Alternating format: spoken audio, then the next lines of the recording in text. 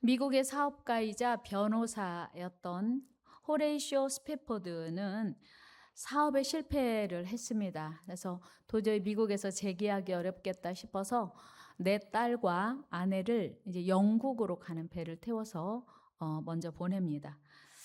사랑하는 아내와 내 딸을 영국으로 보낸 며칠이 지난 후에 그는 이런 전보를 받습니다. 여보, 나만 살았습니다. 배를 타고 가는 도중에 아내와 내 딸이 탄 배가 다른 배와 충돌해서 내 딸이 그만 목숨을 잃게 된 것입니다.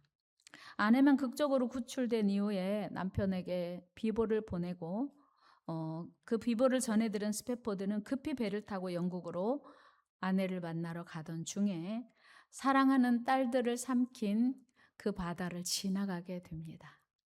마음이 얼마나 힘들었을까요? 마음이 얼마나 슬펐을까요? 기가 막혔겠죠.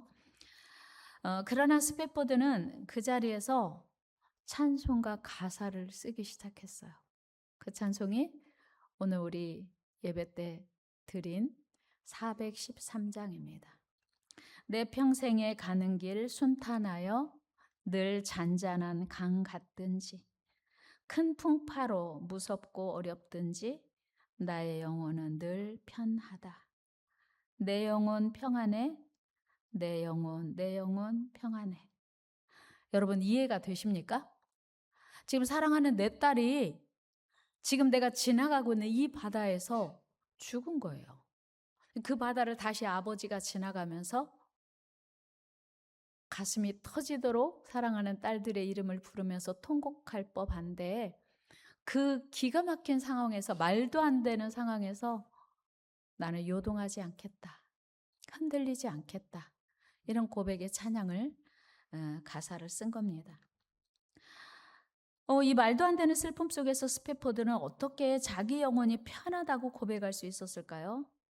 그것은 그가 지금 처한 상황에 반응하는 것이 아니라 그 상황 너머에 계신 하나님의 일하심을 기대하겠다는 결단에서 가능했던 일입니다.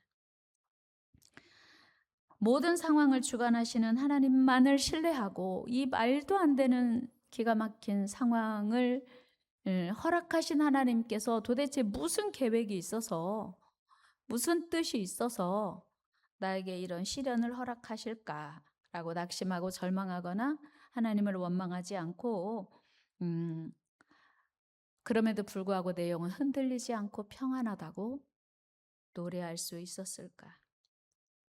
이것은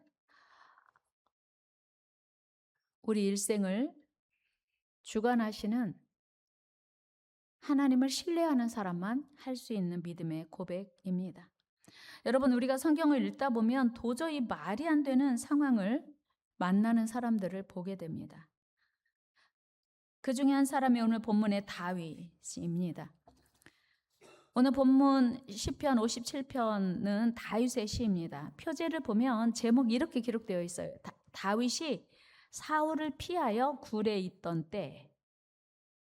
제목이 다윗이 사울을 피하여 굴에 있던 때 기록한 시라는 거예요. 여러분, 다윗이 무엇을 잘못했습니까? 다윗은 이스라엘을 공격하고 위협하는 블레셋 장수 골리앗을 해치운 죄밖에 없습니다. 사실은 사울이 이스라엘의 왕이었으니까 왕이 대표적으로 나가 싸웠어야 맞아요. 근데 왕도 두려워서 벌벌 떨고 나갈 수 없었고 이스라엘 군대도 골리앗이 너무 크고 힘도 세고 무기도 강하니까 도저히 그와 맞서 싸울 용기가 없어서 다 두려워 떨고 있을 때 어린 소년 다윗이 용감하게 믿음으로 나가 그를 쓰러뜨린 것입니다. 어찌 보면 생각해 보면 다윗이야말로 이스라엘의 모든 백성들의 은인이요 사울의 은인이었습니다. 그런데 그를 보호하고 지켜주고 감사하기는커녕 오히려 그를 정적으로 여겨서 죽이려고 쫓아다닌 거예요. 이런 적반하장이 또 있을까요? 이때 다윗이 할 수 있는 일은 그야말로 사울의 칼날을 피해서 도망다니는 것뿐이었습니다.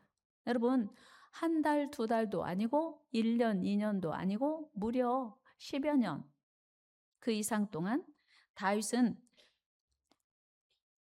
자기를 죽이려고 쫓아다니는 사울의 칼날을 피하여 도망 다녀야 했습니다. 이 일이 어찌 즐거웠겠습니까? 쉬웠겠습니까? 뿐만 아니라 사울은 다윗이 피하여 있던 그 동굴에 들어와서 용물을 보기도 했습니다. 그러니까 다윗을 추격하다가 용변이 급하니까 어느 굴 속에 들어갔는데 그 굴이 마침 다윗이 그 안에 피하여 있던 거예요. 그러니까 마음만 먹으면 다윗이 사울을 죽일 수도 있는 그런 기회였었죠. 그러나 다윗은 하나님이 기름 부어 세우신 왕을 자기 손으로 해치울 수 없다 하여 그를 해치지 않고 살려둡니다. 그 이후에도 다윗의 도피 생활은 계속될 수밖에 없었습니다. 여러분, 다윗의 도피 생활이 얼마나 지치고 고단했을까요? 얼마나 자유가 그리웠을까요? 야, 나도 마음 놓고 밥 좀 먹고 싶다. 나도 마음 놓고 잠 좀 자고 싶다. 나도 다리 뻗고 노래 부르고 싶다. 얼마나 다윗이 자유를 그리워했을까요? 그러나 다윗은 그 순간에도 단 한 번도 하나님을 원망하거나 불평하지 않았습니다.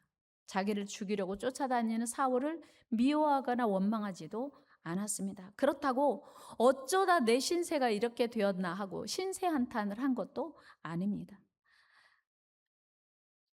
여러분, 지금 다윗은 자신이 처한 상황을 이렇게 표현하고 있습니다. 우리 6절 말씀 한번 같이 읽어보겠습니다. 시작.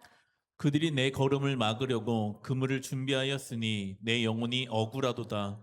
그들이 내 앞에 웅덩이를 팠으나 자기들이 그 중에 빠졌도다. 아멘. 지금 다윗의 상황은 그물, 웅덩이, 그리고 4절에 보면 날카로운 화살과 칼, 그리고 그 화살, 날카로운 칼이라고 그렇게 고백하고 있습니다. 여러분, 그물, 웅덩이, 날카로운 칼, 칼과 화살, 이것은 동물들에게도 대단히 위협적인 흉기예요. 근데 하물며 다윗을 향하여 웅덩이, 그물, 화살, 날카로운 칼들이 수없이 다윗을 향하여 조여오고 있으니 얼마나 두렵고 무서울지 우리 충분히 짐작할 수 있지 않습니까? 그런 상황에서 다윗이 선택한 것은 무엇입니까? 그는 오직 그 모든 상황을 알고 계시고 능히 바꿀 수 있는 하나님만 바라봤어요. 그리고 그는 하나님을 찬양합니다. 우리 7절 말씀 같이 읽어요. 시작. 하나님이여, 내 마음이 확정되었고 내 마음이 확정되었사오니 내가 노래하고 내가 찬송하리이다. 아멘. 7절만 뚝 떼어놓고 보면요, 다윗이 너무 평안하고 기쁘고 행복한 것 같아요. 하나님이여, 내 마음이 확정되었고 내 마음이 확정되었사오니 내가 하나님을 찬양하고 노래하리이다. 이건 진짜 평안할 때 드릴 수 있는 찬양 아니에요? 그러니까 7절만 똑 떼어놓고 보면 야, 다윗이 진짜 지금 평안하구나, 행복하구나, 그런 생각 할 수 있는 그런 고백을 하는 거예요. 어디서? 동굴 속에서. 어떤 상황에서? 사울에게 피하는 상황에서 이렇게 하나님을 찬양하는 거예요. 여기서 다윗이 하나님, 제가 확정되었습니다, 이렇게 한 게 아니에요. 내 마음이 확정되었고 확정되었사오니, 반복하고 있습니다. 반복은 뭐예요? 강조하고 있는 거예요. 흔들리지 않겠다는 강한 결단이죠. 다윗은 죽음의 위협을 느끼는 그 순간을 자기 감정에 빠지지 않고 오직 살아계신 하나님께 마음을 고정하기로, 자기의 생사화복을 주장하시는 하나님만 의지하기로 선택한 거예요. 결단한 거예요. 다윗은 자기 마음을 확정했다고 반복적으로 고백하고 있는 것은, 환경은 도저히 평안할 수 없고 환경은 도저히 마음을 둘 수 없는 상황이지만 하나님께 자기 마음을 고정하겠습니다, 그런 고백이죠. 여러분, 다윗이라고 해서 왜 두렵지 않겠어요? 왜 불안하지 않겠습니까? 여러분, 만약에 다윗이 생명이 둘이어서 한 번 죽임 당해도 또 한 번 살 수 있다면 괜찮죠. 두렵지 않을 수 있어요. 그런데 다윗이라고 생명이 둘일 리는 없단 말입니다. 한 번 죽으면 끝이에요. 근데 끊임없이 사울이 추격해 오는데 하나님, 제가 노래하기로, 찬양하기로 확정했습니다, 결단했습니다, 이런 고백을 어떻게 할 수 있었을까? 그러니까 다윗은 자기의 환경에 반응하지 않고 그 환경을 능히 바꾸실 하나님께 반응한 거예요. 이것이 믿음입니다. 다윗은 하나님을 의지하기로 하나님을 찬양하기로, 하나님만 바라보기로 선택했다고 고백해요. 여러분, 상황은 내가 바꿀 수 없습니다. 그 누구도. 여러분이 처한 상황 누구도 못 바꿔요. 그렇죠? 여러분 인정하십니까? 내 상황을 바꿀 수 있다면 누가 걱정하겠어요? 누가 근심하겠어요? 누가 잠 못 자면서 염려하겠습니까? 상황은 우리가 바꿀 수 없어요. 우리가 바꿀 수 있는 차원이 아닙니다. 그러나 그 상황을 대하는 내 마음은 충분히 바꿀 수 있다는 거예요. 이게 다윗의 신앙이에요. 같이 해볼까요? 상황은 내가 바꿀 수 없지만 상황을 대하는 내 마음은 충분히 바꿀 수 있다. 그렇습니다. 여러분, 누가 밖에서 지금 문을 꽝꽝 두드린다고 해봐요. 두 가지 반응이 올 거예요. 기쁜 소식, 반가운 손님이 왔나? 이렇게 반응할 수도 있고, 하나는 누구야? 이 밤중에 혹시 도둑이 왔나? 아니면 누가 나를 찾아왔지? 무서움과 두려움으로 덜컥 겁이 날 수 있어요. 그러니까 환경은 우리가 바꿀 수 없어요. 수시로 변화하는 환경, 수시로 일어나는 돌변하는 그런 상황을 우리가 바꿀 수는 없지만 그 상황을 대하는 우리의 마음을 바꿀 수는 있습니다. 이것이 다윗의 신앙이고요. 시편 150편 중에서 70편 이상이 다윗의 시예요.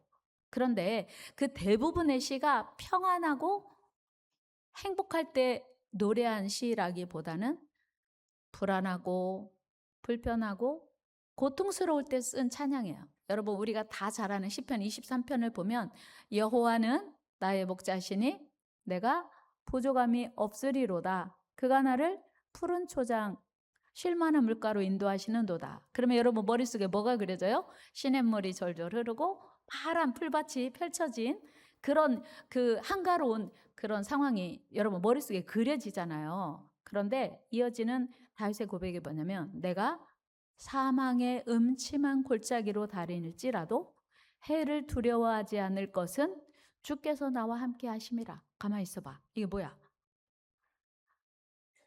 내가 사망의 음침한 골짜기를 다닐지라도 해를 두려워하지 않을 것은 주께서 나와 함께 하심이라고?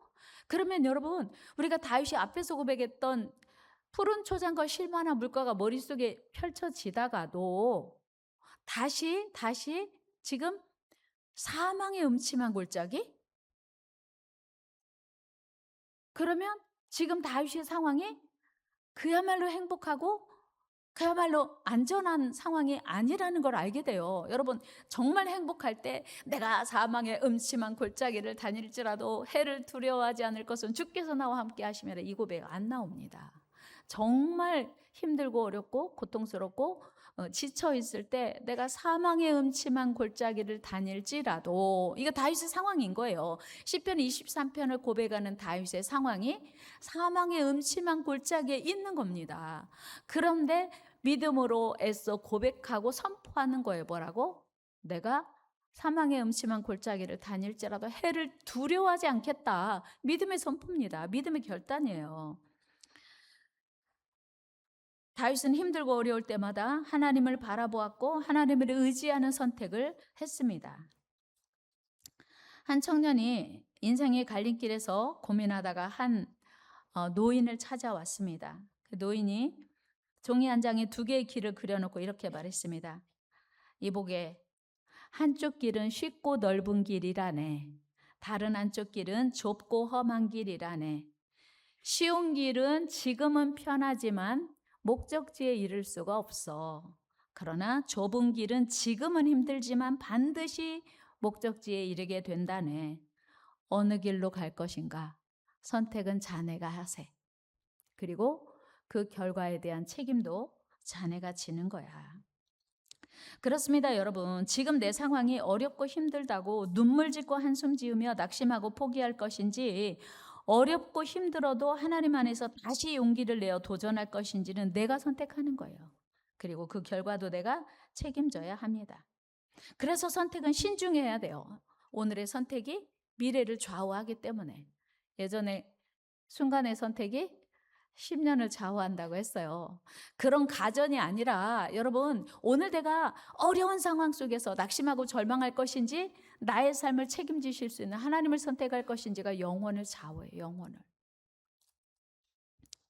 여러분, 오늘의 선택이 우리의 인생을 바꿉니다. 그래서 선택은 신중해야 하고요. 선택은 지혜로워야 해요. 우리 지혜로운 선택할 수 있기를 축복합니다. 근데 성경에서 선택을 잘못해서 실패한 인생을 산 사람들이 많이 소개되는데 그중 두 사람만 여러분들에게 오늘 소개해드리면, 첫째는 이 에서예요. 이삭의 아들, 쌍둥이 아들 에서. 야곱과 에서는 쌍둥이로 태어났습니다. 태어날 때부터 늦게 나온 야곱이 형이 받을 축복을 늘 사모하면서 그 장자의 명분을 늘 그리워했습니다. 사모했어요. 그런데 어느 날 형이 이제 사냥을 갔다 와서 아주 몹시 배가 고픈 어느 날 마침 동생이 엄마랑 같이 팥죽을 끓이고 있었고 떡을 만들고 있었어요. 그때 에서가 말합니다. 야, 야곱아, 너 그 팥죽 나 좀 줘라. 형, 내가 형 배고프니까 팥죽 줄게. 그 대신 조건이 있어. 이제부터 그 장자의 명분을 나에게 줘. 이 팥죽하고 바꿔. 야, 그래, 배고픈데 그까지 장자 직분이 뭐가 중요해? 너 가져. 나 팥죽 좀 줘라. 그래서 배부르게 먹었어요. 그러니까 육신에 잠시 그 시장길을 허기를 면할 수 있는 그 팥죽과 장자의 명분을 판 거예요. 여러분, 이스라엘 나라의 장자의 명분은 하나님이 그 가문에 내려주신 축복을 고스란히 승계할 수 있는 대단한 축복이었어요. 그거를 한순간에 헌신짝처럼 버린 것입니다. 그리고 에서는 평생을 두고 후회하는 어리석은 선택을 한 것이죠. 에서는 결코 돌이킬 수 없고 회복할 수 없는 선택을 했습니다. 또 있습니다. 어리석은 선택의 대명사 가룟 유다. 그는 예수님의 신임을 받던 제자였고요. 3년 6개월 동안 예수님과 동고동락했습니다. 그런데 어느 날 은 30이 욕심이 나서 예수님과 은 30을 바꾼 거예요. 그러니까 그까지 돈 은 30 때문에 자기 선생님을 팔아버린 거예요. 대단히 어리석은 선택이었죠. 그는 자기가 잘못된 선택을 했음을 깨닫고 나서 제사장들에게 가서 은 30을 주면서 나 이거 도로 반려한다 하니까 네가 알아서 책임져라 했어요. 그래서 그는 자기 잘못을 깨닫고 나서 나가서 심히 통곡하고 회개한 것이 아니라 스스로 목매어 죽었어요. 여러분, 그래서 선택은 신중해야 됩니다. 그런데 오늘 본문의 다윗은 죽음을 목전에 둔 위기 앞에서도 오직 하나님께 감사하고 하나님만 찬송하겠다고 고백합니다. 9절 말씀 우리 같이 읽어요. 시작. 주여, 내가 만민 중에서 주께 감사하며 문 나라 중에서 주를 찬송하리이다. 아멘. 다윗의 그 고백을 보면요, 이게 동굴 속에서 사울에게 쫓기면서 했던 고백이라고는 절대 믿기지 않는 대단히 하나님을 높이고 하나님을 신뢰하는 찬양을 하고 있습니다. 여러분, 지금 다윗이 처한 상황은 결코 한가롭게 노래나 부르고 있을 상황이 아니에요. 하나님 감사합니다, 절대로 할 수 없는 상황입니다.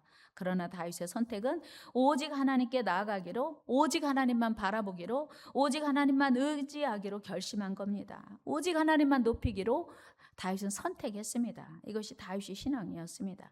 11절에서도 다윗은 이렇게 고백합니다. 같이 읽어요. 시작. 하나님이여, 주는 하늘 위에 높이 들리시며 주의 영광이 온 세계 위에 높아지기를 원하나이다. 아멘. 지금 다윗의 관심은 자신의 형편과 처지가 아니에요. 어떻게 하면 하나님의 이름이 높이고 하나님의 이름이 거룩하심을 받게 될 것이고 어떻게 하면 하나님의 영광 받으실 것인가에만 관심이 있는 것이었어요. 다윗은 지금 이 동굴 속에서만 아니라 10대 어린 소년 시절에서도 하나님의 그 귀하신 이름이 높임을 받기를 원했습니다. 다윗은 골리앗 앞에 설 용기를 낸 가장 큰 이유가 골리앗이 하나님의 이름을 모독한 것이었어요. 여러분, 10계명 중에 세 번째 계명이 뭔가 아세요? 10계명 중에 세 번째 계명 다 합니다. 지금 머릿속에 떠올려. 첫째 뭐지? 둘째 뭐지? 셋째 뭐지? 다 같이 시작. 내 하나님 여호와의 이름을 망령되이 일컫지 말라. 이게 세 번째 십계명의 세 번째 계명이에요. 그러니까 하나님의 이름을 망령 때 일컫지 말라는 거는 다른 말로 해석하면 하나님의 이름을 높이라, 하나님의 거룩하신 이름을 귀하게 여기고 영광 돌리라는 그런 의미죠. 어렸을 때부터 이 신앙이 깊게 자리했던 다윗은 야, 저 할례 받지 않은 골리앗이 하나님의 이름을 모독해? 하나님의 백성을 모독해? 그래서 견딜 수 없는 의분이 일어나서 나가 싸우게 된 거예요. 왕도 감히 엄두를 낼 수 없는 그 골리앗 앞에 설 수 있었던 유일한 이유예요. 우리 사무엘상 17장 26절 읽어요. 시작. 이 할례 받지 않은 블레셋 사람이 누구이기에 살아계신 하나님의 군대를 모욕하겠느냐. 아멘. 다윗은요, 하나님의 군대가, 하나님의 이름이 온 세상에 가장 위대하시고 가장 크신데 하나님을 믿지 않는 저 이방 백성, 아니 저 하찮은 할례 받지 않은 저 백성이 하나님의 이름을 모독하는 건 나는 견딜 수 없다. 그래서 나가 싸우게 된 거죠. 여러분, 하나님을 위해서 나가 싸운 다윗을 우리 하나님은 승리하게 하셨습니다. 그 크고 그 어마어마한 골리앗을 하나님의 이름 때문에 그냥 그 하나님의 이름을 모욕받는 것을 견딜 수 없었던 다윗이 나가서 칼이 아니라 창이 아니라 활이 아니라 돌멩이로 골리앗의 이마를 적중해서 쓰러뜨리게 한 거예요. 이게 하나님의 역사인 줄로 믿습니다. 하나님을 사랑하는 자에게 늘 도우시고 함께 하시는 하나님의 역사인 줄로 믿습니다. 하나님은 오늘도 그 이름을 사랑하고 그 이름의 능력을 의지하는 자들을 붙드시고 지키시고 함께 하시고 역사하시고 동행하시고 도우시는 줄 믿습니다. 그래서 우리는 매 순간 하나님을 선택해야 돼요. 상황보다 크신 하나님을 붙들어야 돼요. 매 순간 우리의 선택이 바르고 지혜롭기 위해서는 우리의 시선이 상황이 아니라 하나님께 있어야 돼요. 여러분, 시선이 상황에 있으면 안 돼요. 환경에 있으면 안 돼요. 여러분, 우리의 시선이 우리의 환경에 매몰되면요, 하나님이 안 보여요. 너무 상황이 무섭고 두렵고 떨게 되면, 그 상황이 커 보이면 하나님이 안 보입니다. 그러나 우리 하나님은요, 우리의 생각과 다르게, 우리의 환경과 다르게 온 우주 역사를 지금도 주관하실 뿐만 아니라 우리 각 사람의 인생을 가장 복되고 아름답게 인도하실 능력의 하나님인 줄 믿습니다. 하나님은 능력의 하나님이에요. 하나님은 위대하신입니다.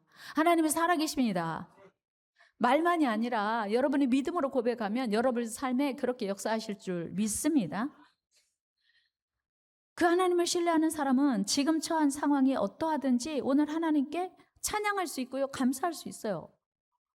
여러분, 상황을 생각하면 지금 다윗보다 더 억울하고 절망적일 수 없어요. 여러분, 말씀드리면서 목사님, 제가 더 힘들어요. 다윗보다 제가 더 어려워요. 여러분, 죽음의 위기에 늘 놓인 다윗보다 더 두려운 상황이 어디 있겠어요. 근데 거기서 감사할 수 있다? 이건 보통 사람은 불가능한 일입니다. 그러나 다윗은 그 절망적인 상황 때문에 하나님을 포기할 수는 없었어요. 그 두려운 상황 때문에 믿음을 저버릴 수는 없었습니다. 이 말도 안 되는 억울한 상황 때문에 하나님의 뜻을 놓칠 수는 없었어요. 내가 여기까지 어떻게 왔는데 내가 하나님을 놓쳐? 내가 여기까지 어떻게 왔는데 내가 하나님을 포기해? 안 되지. 그래서 다윗은 환난 속에서도 위대하신 하나님을 찬양하며 감사했습니다. 그리고 마침내 오랜 시간이 흐른 후에 다윗은 모든 고통과 슬픔 또 억울함을 끝내고 그는 이스라엘의 왕이 되었습니다. 할렐루야. 고생 끝에 낙이 온다고 이스라엘의 왕이 되었어요.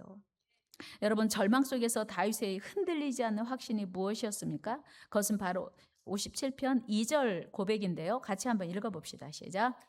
내가 지존하신 하나님께 부르짖으며 곧 나를 위하여 모든 것을 이루시는 하나님께로다. 아멘. 다윗의 확신이에요. 하나님이 지금 날 위해 일하고 계셔. 내 상황이 지금 힘들어도 내가 조금만 견디면 하나님 날 위해 일하고 계셔. 하나님은 좋은 거 준비하고 계셔. 이 고백이 저와 여러분들의 고백되기를 축복합니다. 옆에 계신 분에게 이렇게 이야기해. 하나님은 날 위하여 일하고 계십니다. 하나님은 우리 교회를 위하여 일하고 계십니다. 하나님 우리 자녀를 위하여 일하고 계십니다. 믿으십니까? 그러면요, 환경이 아니라 지금 정말 말도 안 되는 상황에 처해 있을지라도 하나님이 우리 자녀를 위하여 일하고 계시고 나를 위하여 일하고 계신다고 믿어지면, 하나님이 우리 교회를 붙들고 계시고 쓰고 계시고 하나님이 일하고 계신다고 하는 거 믿어지면 불안하지 않는 거예요. 두렵지 않은 거예요. 그 하나님 믿어지기는 은혜가 있기를 축복합니다. 다윗은 이 믿음으로 그 동굴 속에서 이 찬양을 드릴 수 있었다는 사실이에요. 오늘 우리에게도 이런 다윗이 숨어있던 동굴이 있을 수 있습니다. 어떤 분에게는 건강의 동굴이 있을 수 있고요. 어떤 분에게는 자녀의 동굴이 있을 수 있습니다. 어떤 분에게는 재정적인, 경제적인 동굴이 있을 수 있습니다. 우리는 그 깜깜한 동굴을 당장 바꿀 힘은 없습니다. 그러나 그 동굴 속에서 내가 어떻게 반응해야 되는지는 내가 선택할 수 있는 거예요. 내가 처한 상황에 매몰되어서 날 도우시는 하나님을 외면할 것인지, 하나님 어쩌면 이럴 수가 있냐고 원망하고 불평할 것인지, 하나님 지금도 날 위하여 일하고 계시지요, 기대하며 하나님을 신뢰하며 찬양할 것인지는 내가 선택할 수 있습니다. 오늘 두려움에 갇혀 지낼 것인지 하나님 안에서 소망을 택할 것인지 선택은 내가 할 수 있습니다. 세상을 향하여 달려가는 내 걸음을 멈추고 위대하신 하나님을 향하여 나아갈 것인지는 내가 선택할 수 있습니다. 여러분, 우리 하나님은 죽음의 위협이 가득한 동굴 속에 있는 다윗을 선택하셨고, 그리고 그 동굴 속에서 하나님을 선택한 다윗을 위해서 축복을 준비하신 줄로 믿습니다. 우리 하나님은 오늘도 우리의 동굴, 우리의 문제보다 우리의 선택에 더 관심 두고 계십니다. 우리가 어떤 상황에 처해 있는지 하나님 다 알고 계세요. 그런데 하나님이 왜 그 문제를 바로 해결해 주시지 않냐면 나의 믿음을 보고 싶어 하시거든요. 절망 속에서 낙심하지 않고 정말 동굴보다 더 어려운 상황에서도 하나님을 신뢰하는 믿음을 보고 싶어 하시는 거예요. 여러분, 우리 하나님은 우리가 당한 문제보다 훨씬 크신 하나님이신 거 믿으십니까? 하나님은 우리의 문제보다 훨씬 크신 분이에요. 비교할 수 없이. 여러분, 우리의 상황은 내가 바꿀 수 없습니다. 그러나 오늘 우리가 모든 상황을 능히 바꾸실 하나님을 신뢰하는 거 내가 할 수 있습니다. 우리 모두 하나님을 신뢰합시다. 우리 모두 하나님을 소망합시다. 하나님을 바라봅시다. 하나님을 의지합시다. 다윗은 동굴 속에 있었지만 하나님을 신뢰하고 감사했더니 하나님은 다윗을 위해서 왕궁을 준비하셨어요. 동굴 속에서 찬양하고 동굴 속에서 감사하고 동굴 속에서 하나님 바라봤더니 하나님이 왕궁을 예비하셨습니다. 여러분, 이것이 우리 형편이 어떠하든지 하나님께 감사해야 될 이유입니다. 우리의 상황이 어떠하든지 하나님을 바라보아야 될 이유입니다. 우리 인생을 바꾸는 것은 우리의 환경이 아니라 우리 하나님이시기 때문이에요. 오늘 우리가 맥추감사주일을 보내고 있습니다. 맥추감사주일은 지난 반년을 돌아보며 어떻게 하나님이 우리를 여기까지 인도해 주셨는지 그 은혜를 기억하며 감사하는 시간을 갖고, 또 이제 또 맞이할 후반기를 어떻게 하나님이 일하실지를 기대하며 그 하나님께 드리는 감사의 시간이에요. 딱 반절, 분기점이에요. 여러분, 여러분은 하나님을 향한 어떤 감사가 있습니까? 하나님을 향한 어떤 기대가 있습니까? 캐나다의 기독교 작가인 앤 보스캠프는 이런 말을 했습니다. 같이 읽어볼까요? 시작. 감사는 평범한 날을 감사절로 바꾸고 일상을 기쁨으로 바꾼다. 아멘. 이게 감사의 능력이에요. 감사는 평범한 날을 감사절로 바꾼대요. 그러니까 우리가 감사하면 평범한 일상이 감사절로 바뀌고 일상을 기쁨으로 바꾼다는 것입니다.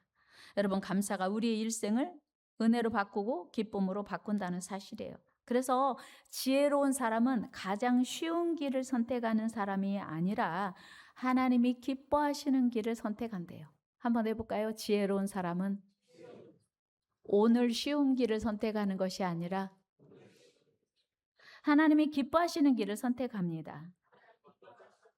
믿습니까? 아멘. 그리고 은혜로운 사람은 그 선택의 결과를 하나님께 맡기는 사람.